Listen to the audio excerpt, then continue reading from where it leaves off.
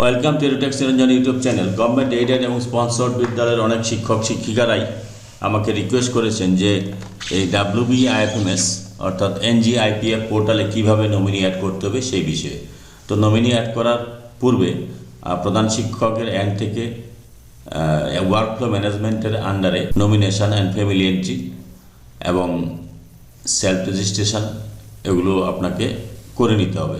এই সেটিংটা করার পর আমি ইন্ডিভিজুয়াল এন্ড থেকে লগ ইন করবো এবং ফ্যামিলি কী করে অ্যাড করবো সেটা এই ভিডিওতে দেখাবো। তা এবার আমি ইন্ডিভিজুয়াল থেকে যেহেতু লগ ইন করবো, তা আমি services for employees sign in option থেকেও করতে পারি, অথবা এখানে ESS এমপ্লয়ি সেখান থেকেও করতে পারি। তো আমি এই services for employees sign in অপশানে ক্লিক করলাম। সাইন ইন অপশানে ক্লিক করার পর এখানে দেখবেন অনেকগুলো অপশান চলে আসবে। এখানে আপনার GPF অ্যাকাউন্ট নাম্বারটা দেবেন, দিয়ে আপনার পাসওয়ার্ডটা দেবেন, দিয়ে লগ ইন অপশানে ক্লিক করবেন। লগ ইন অপশানে ক্লিক করলাম। এবার দেখুন NGIPF এখানে চলে এসেছে, NGIPF-এ ক্লিক করলাম। তো এখানে দেখুন অনেকগুলো অপশান পাবেন। তো আমি সাবস্ক্রিপশন চেঞ্জটা পরবর্তীতে দেখাবো। আমি নমিনি যে অপশানটা রয়েছে এই নমিনি অপশানটাতে ক্লিক করলাম। নমিনি অপশানে ক্লিক করার পর এখানে আপনার স্কুলের ডিটেলস দেখাবে। এবার নিচের দিকে চলে আসুন। নিচের দিকে আসার পর দেখবেন এখানে আপনার তথ্য থাকবে, employee name, date of joining, তারপর হচ্ছে আপনার nomination status not initiated. Nomination স্ট্যাটাসটা ইনিশিয়েট করা হয়নি, নট ইনিশিয়েটেড আছে, তাহলে এটা আমাকে করতে হবে দেখাচ্ছে। তো আমি এখানে এই যে সার্চ যে অপশানটা রয়েছে, অ্যাকশানের নিচে একটা আতস কাচের মতো রয়েছে, এখানে আমি ক্লিক করব। এখানে ক্লিক করার পর দেখুন অ্যাড নিউ একটা অপশান পাবেন। অ্যাড নিউ অপশানে যাচ্ছি। অ্যাড নিউ অপশানে যাওয়ার পর দেখুন ক্লেমেন্ট টাইপ, এখানে নমিনি ক্লেমেন্ট টাইপে লিগ্যাল হায়ার অপশানটা সিলেক্ট করলাম। লিগ্যাল হায়ার নেম, এখানে আমি যদি আমার ওয়াইফকে করি তাহলে আমি ওয়াইফের নামটা লিখছি, ওয়াইফের নামটা লিখে দিলাম। Legal heir type, legal heir type হচ্ছে এখানে দেখুন স্পাউস রয়েছে। ওয়াইফকে যদি করেন বা স্বামী স্ত্রী যাকে করবেন স্পাউস করতে পারেন, তো আমি স্পাউস করবো।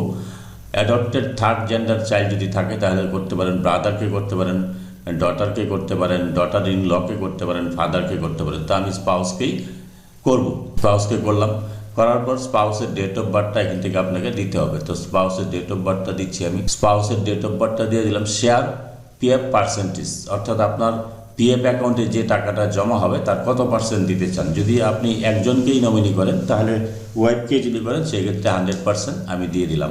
মেরিটাল স্ট্যাটাস, এখানে আমি মেরিট দিয়ে দিলাম। এটা কিন্তু নমিনি আমার ওয়াইফকে করছি, ওয়াইফ 100% এখানে দিয়ে দিলাম। এবার ম্যারেজ ডেটটা দিতে হবে, ম্যারেজ ডেটটা। তো এখানে দেখুন আমি মেরিটাল স্ট্যাটাস মেরিট সিলেক্ট করলাম। আর যারা সিঙ্গেল তারা সিঙ্গেল, যারা উইডো বা উইডোয়ার তারা সিলেক্ট করবেন, ডিভোর্স বা লিগেল সেপারেট রিলেটেড সিলেক্ট করবেন না। আমি মেরিটটাই সিলেক্ট করলাম। এবার হচ্ছে যদি কেউ ডিসেবল হয় ওখানে ম্যারেজ ডেট, বিবাহের ডেটটা দিতে হবে। অর্থাৎ আপনার যদি রেজিস্ট্রি ম্যারেজ থাকে রেজিস্ট্রি পেপারে যে ডেটটা দেওয়া থাকবে সেই ডেটটাই কিন্তু এখানে আপনারা দেবেন। তারপরে ডিসেবিলিটি, অর্থাৎ নমিনি যদি ডিসেবিলিটি হয় তাহলে কত পার্সেন্ট ডিসেবল, এখানে ডিসেবিলিটি PV, তারপরে VD, MD রয়েছে। দেখুন এখানে ক্লিক করলে পরে PD মানে ফিজিক্যালি ডিসেবলড, VD মানে ভিজুয়ালি ডিসেবলড, অর্থাৎ দৃষ্টিশক্তি কম। আর যদি কোনোটাই না হয় নান, আর যদি দুটোই হয় শারীরিকভাবে অক্ষম এবং ভিজুয়ালি ডিসেবল দুটোই যদি হয় সেই ক্ষেত্রে আপনি অল দিবেন।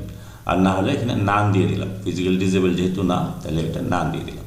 এবার যদি এখানে আপনি সিলেক্ট করেন কোনো একটা ভিজুয়ালি ডিসেবল, তাহলে কত পার্সেন্ট ডিসেবিলিটি আছে সেটা এখান থেকে দিতে হবে। যেহেতু আমি নান সিলেক্ট করছি তাই এখানে আর কিছু লিখতে হবে না। এটা আইডেন্টিফিকেশান মার্ক একটা আর দেবেন, যদি থাকে, না থাকলে দেবেন। আইডেন্টিফিকেশান মার্কটা এখানে দিয়ে দিলাম। দিয়ে এবার সেভ এন্ড নেক্সট অপশানে যাচ্ছি। Nominee basic details save successfully, basic details successfully submit হয়ে গেছে। 3টি স্টেপে কাজ করতে হবে, বেসিক ডিটেলস, কন্ট্যাক্ট এবং ব্যাংক। আমি অল্টারনেট নমিনিটা আলোচনা করলাম না। যদি আপনার স্পাউসকে ছাড়া আপনার সন্তানদেরও যদি আপনি নমিনি করতে চান সেই ক্ষেত্রে আপনি অল্টারনেট নমিনিতে অ্যাড করতে পারেন। তো আমি শুধু লিগ্যাল হায়ারটাই করছি, শুধু স্পাউসেরটাই করছি, অল্টারনেট নমিনি করছি না। তো আমি এখানে মোবাইল নাম্বারটা দিচ্ছি। তো এখানে দেখুন এবার কন্ট্যাক্ট ডিটেলসে মোবাইল নাম্বার, ইমেল ID দিলাম, প্রেজেন্ট অ্যাড্রেস, এখানে টাউন, সিটি, ভিলেজ দেবেন, তারপর post office, police station, state, ওইখান থেকে ড্রপডাউন থেকেই চলে আসবে।